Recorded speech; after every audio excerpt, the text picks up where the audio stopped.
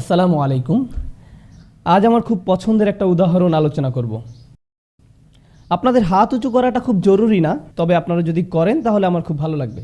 কে কে আয়াতুল কুরসি জানেন? আয়াতুল কুরসি। গত বিকেলে যে উদাহরণটি আলোচনা করতে চেয়েছিলাম সেটা ছিল আয়াতুল কুরসি। চলুন আমরা একসাথে তেলাওয়াত করি। আউযু বিল্লাহি মিনাশ শাইতানির রাজীম।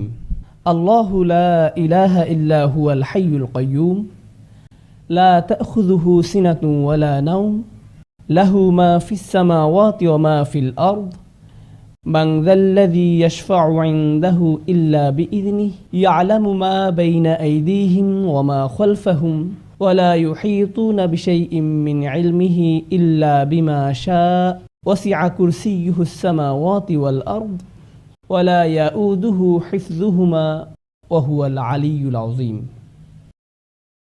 আয়াতুল কুরসিতে সর্বমোট 9টি বাক্য। আয়াতুল কুরসিতে 9টি বাক্য। আমরা একটু দেখি। আল্লাহু লা ইলাহা ইল্লা হুয়াল হাইয়ুল কাইয়্যুম 1 নম্বর। লা তাখুযুহু সিনাতুন ওয়ালা নাওম 2 নম্বর। লাহু মা ফিস সামাওয়াতি ওয়া মা ফিল আরদ 3 নম্বর। 4 নম্বর বাক্য।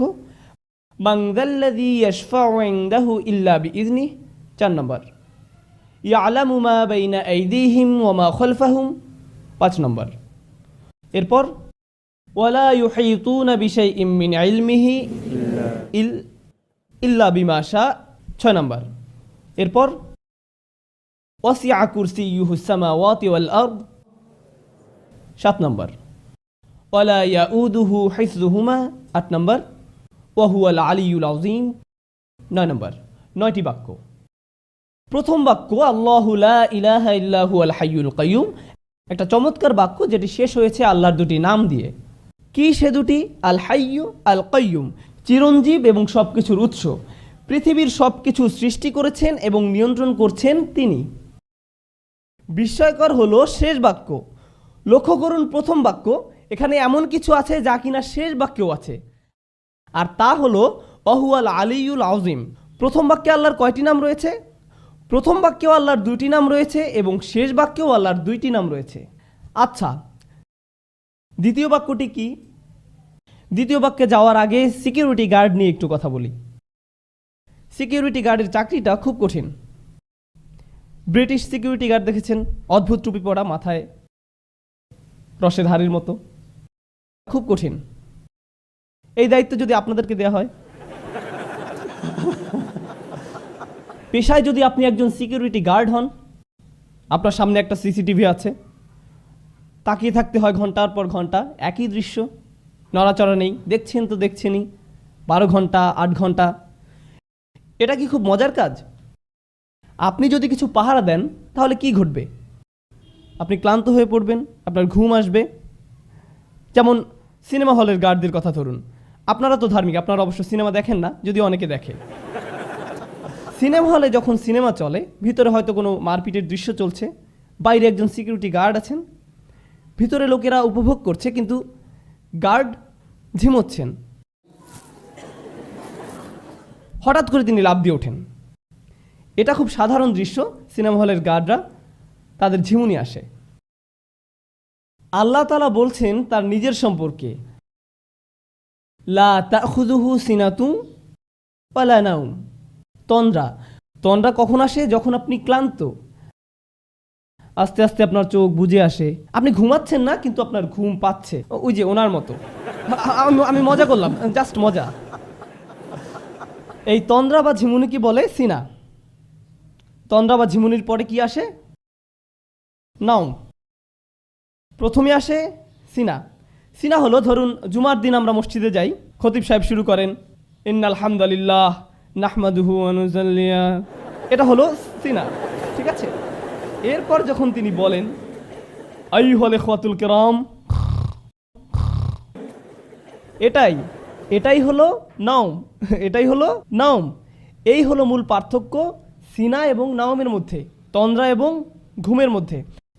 এই হলো দ্বিতীয় বাক্য, যেখানে বলা হচ্ছে তন্দ্রা আর ঘুম আল্লাহকে স্পর্শ করে না। মানুষ ক্লান্ত হয়, তাই তার তন্দ্রা আসে এবং এক সময় সে ঘুমিয়েও পড়ে।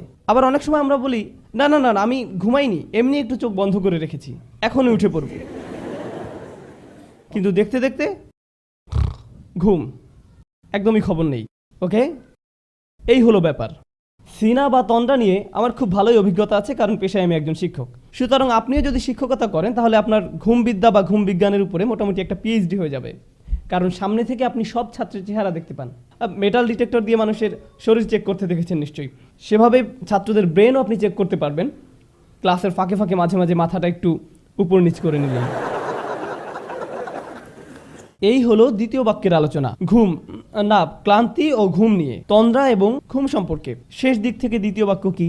ওয়ালা ইয়াউদুহু হিফযুহুমা, আকাশ এবং জমিন পাহারা দিয়ে আল্লাহ ক্লান্ত হন না। যখন কেউ ক্লান্ত হয়ে যায় তখন তার তন্দ্রা আর ঘুম পায়। দ্বিতীয় বাক্যের সাথে শেষ দ্বিতীয় বাক্যের এই হলো চমৎকার মিল। লা তাখুযুহু সিনাতু ওয়ালা নাওম ওয়ালা ইয়াউদুহু হিফযুহুমা। আল্লাহ বলছেন লাহু মা ফিস সামাওয়াতি ওয়া মা ফিল আরদ, আসমান এবং জমিনে যা কিছু আছে সব তিনি নিয়ন্ত্রণ করেন। এই বিষয়ে কথা বলার আগে দুটি বাক্য, আল্লাহর দুটি নামের মধ্যে পার্থক্য বুঝতে হবে, মালিক এবং মালিক।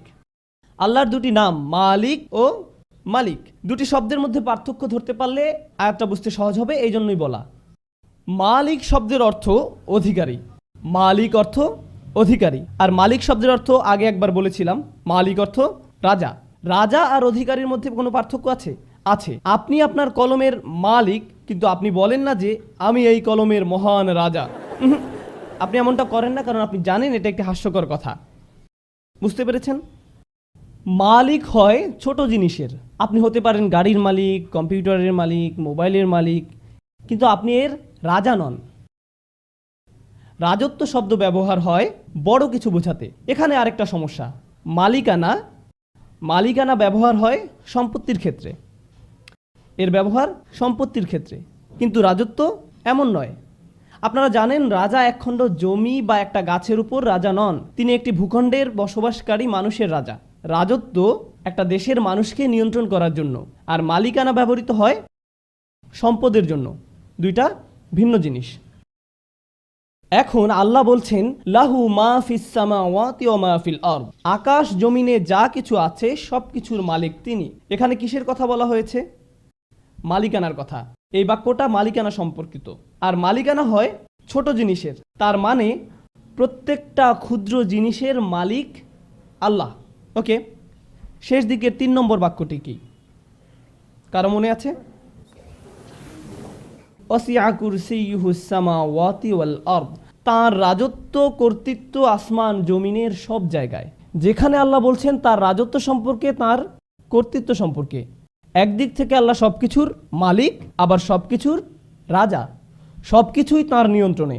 মানুষ হয়তো শুধু কিছুর মালিক কিন্তু রাজা নয়, আবার হয়তো রাজা কিন্তু সকল কিছুর মালিক নয়। যেমন এখনো অনেক দেশে রাজতন্ত্র বা রাজা এই ব্যাপারগুলো আছে। ধরুন আপনি একটি দ্বীপের রাজা, তার মানে কি আপনি দ্বীপের সবকিছুর মালিক?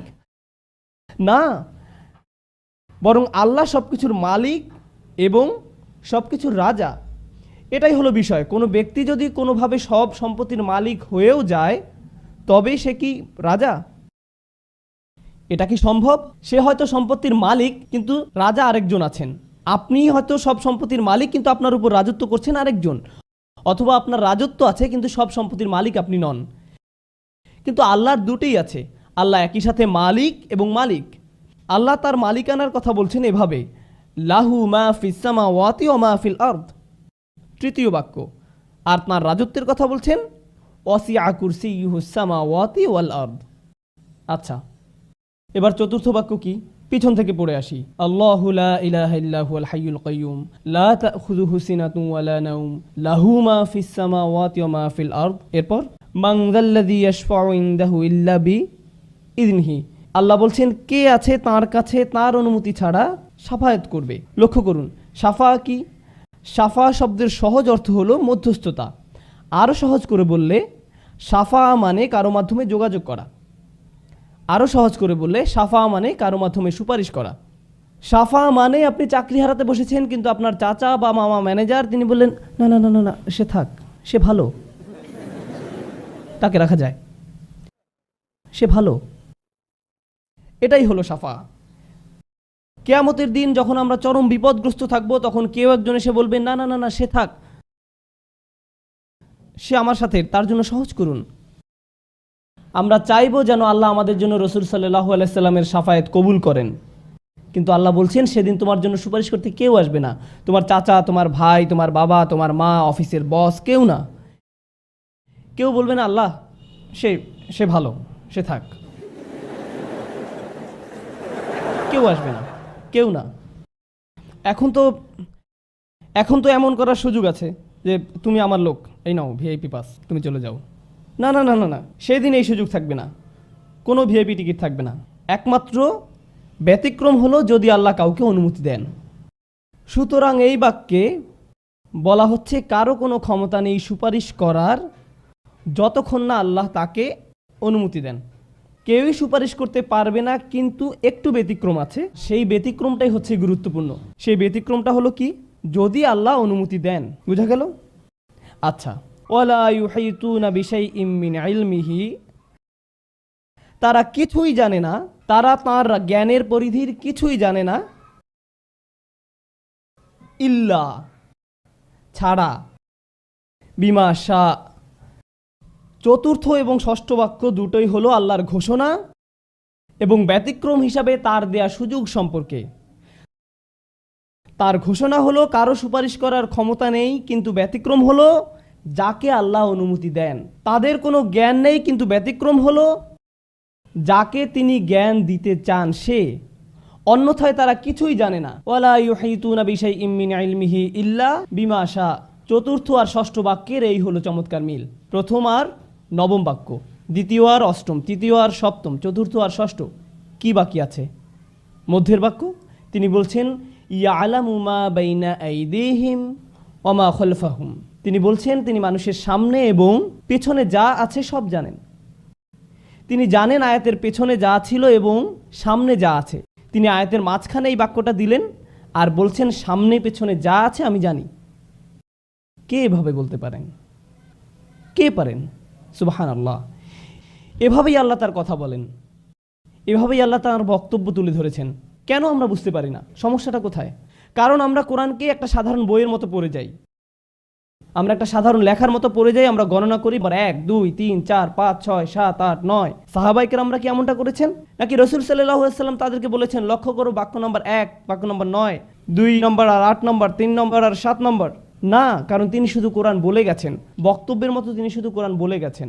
আজ আমরা এটা দেখতে পাই যখন সাহাবায়ে কেরামরা এটা লিখে গেছেন। কোরআন সকল বক্তব্যের চেয়ে সম্পূর্ণ নির্ভুল, এমনকি এটা বক্তব্য হওয়া সত্ত্বেও। আর কখন ভুল হওয়ার সম্ভাবনা বেশি থাকে? কিছু লিখলে না বললে। একবার কিছু লিখে ফেললে আর সেটা ফেরানোর উপায় নেই। যেমন ইউটিউবে একবার কিছু আপ করে ফেললে যা হয় আর কি। ধরুন যদি আপনি কাউকে একটা খারাপ মেইল লিখলেন, এরপর পাঠানোর আগে ভাবলেন এটা পাঠানো ঠিক হবে কি না, এরপর ঈদ মুবারক লিখে পাঠিয়ে দিলেন। একবার সেন্ড করে দিলে আর ফেরাতে পারবেন না। পাঠিয়ে দিলেন তো দিলেনই, এরপর আর পাল্টানোরও সুযোগ নেই বা ফেরানোরও কোনো সুযোগ নেই। আল্লাহ সুবহানাহু ওয়া তাআলা কোরআনকে লিখিত অবস্থায় নাজিল করেননি, তিনি এটা বক্তব্য আকারে নাজিল করেছেন। এটা বক্তব্য আকারে নাজিল করেছেন। আপনারা জানেন আমি ভাষাবিদদের সাথে কথা বলেছিলাম, অমুসলিম ভাষাবিদ। তারা এটা বিশ্বাস করতে অস্বীকার করেছে যে কোরআন বক্তব্য। তারা অস্বীকার করেছে, বলেছে অবশ্যই এটা লিখিত। আমি বললাম হ্যাঁ এটা লিখিত, তবে পৃথিবীতে না, এটা লাওহে মাহফুজে লিখিত আছে। কিন্তু রাসূলুল্লাহ সাল্লাল্লাহু আলাইহি ওয়াসাল্লামের উপর নাজিল হয়েছে বক্তব্য আকারে। যেটা শুনবে সে বিশ্বাস করতে বাধ্য যে এটা মানুষের বক্তব্য হতে পারে না। বারাকাল্লাহু লি ওয়া লাকুম। আসসালামু আলাইকুম।